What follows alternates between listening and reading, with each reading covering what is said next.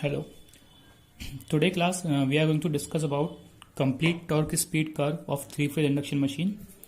In addition to this, we will discuss for braking all of three-phase induction machine also. First of all, this is the main formula which is used to make this complete torque speed curve, and this formula I have told you how to derive from air gap power in the previous lecture. So this is the torque and slip relation. With this only we are going to plot the torque slip curve. This curve is electromagnetic torque developed by motor and between slip. Here slip is 1 means when NR is 0 means rotor is stand still. So at that time slip will be 1 means at starting. So this is the starting of this curve in motoring mode. Whenever we start a machine that is halt, so that time there will be some starting torque to rotate it at a particular speed. So this is that starting torque, and this is the curve we obtain from this equation.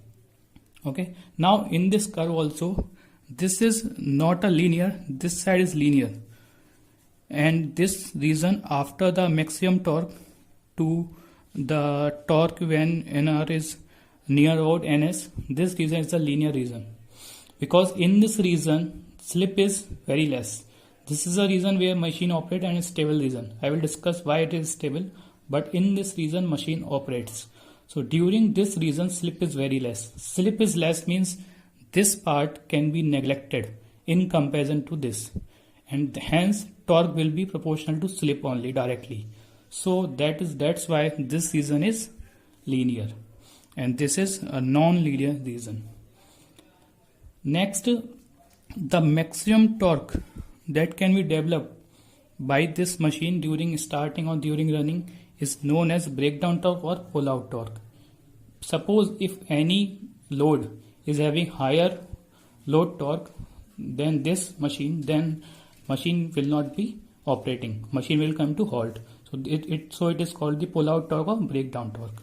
Here one more thing is there. Normally in any three-phase induction machine this type of characteristics is obtained, but in some special cases where double cage rotor is used, this type of characteristics is also obtained. This dotted one.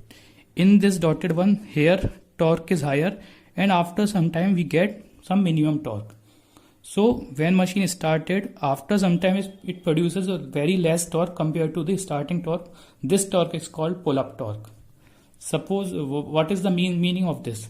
If a machine is started with some load, normally we start with no load, but where load is connected, that time if the load of the machine is higher than the pull-up torque.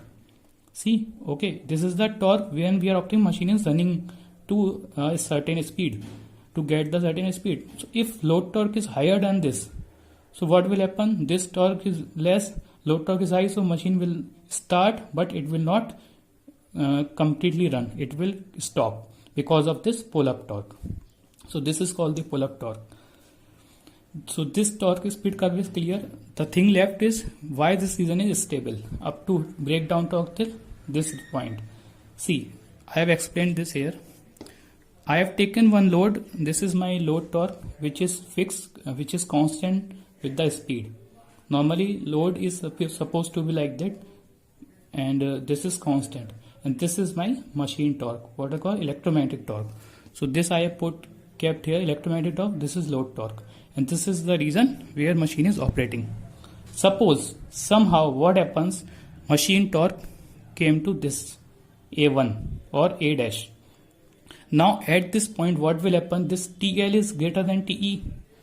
Okay, so TL is greater than TE means TL is here, TL is greater than TE. This equation is very well known, how to accelerate the machine, because of this only. So if TL is greater than TE means this part is negative. So overall this du omega by dt will be negative, means machine will decelerate. So machine will decelerate mean it will come to its initial position, mean it will come back. So it will come here. Now suppose machine goes to this point A double dash or A double I.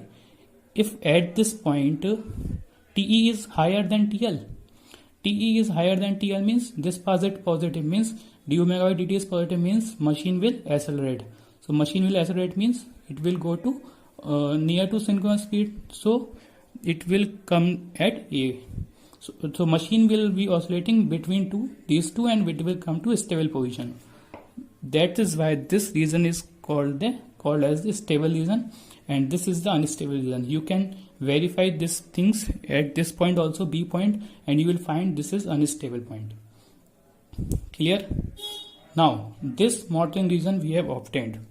Next, as I have already discussed in the previous lecture about the generating mode, whenever the machine speed increases after its synchronous speed or increases more than a synchronous speed, the electromagnetic torque become negative. That time it come under generating region. So this slip negative is my generating region. Up to this point is motoring region, and this curve is very well known. Now suppose this is the time where S is 1, means rotor is standstill. If suppose machine is supplied by the same supply which is producing same NS, but I am intentionally running machine at reverse speed. Reverse speed means what will happen? This NR will be negative. Negative means it will be positive. So S new slip will be this. NR is NS 1 minus S. So overall SN will be 2 minus S.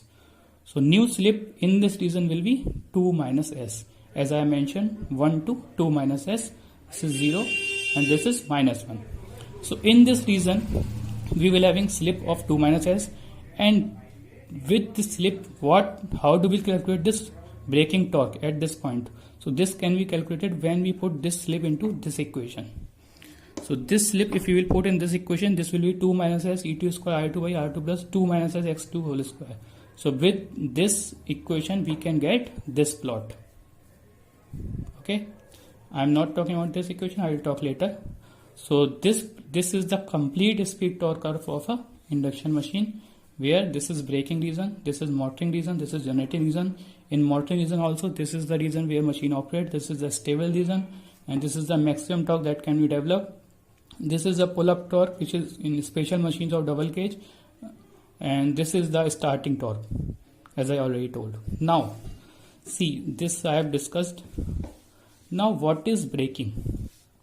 Suppose I have started my machine. As I already told you in AC motor concept, how do I start a machine, induction machine? First of all, I give 3-phase AC supply. What it does, it creates rotating flux. This rotating flux creates voltage and current in this short-circuited rotor winding, and because of that current and flux, torque is developed and rotor start moving. Now what I have to do? I need to stop this rotation. So what are the options? One option is that braking is plugging. Plugging is nothing but reverse supply, or we can say, suppose this is RYV phase sequence is there. If I want to rotate machine at reverse direction, what I will do?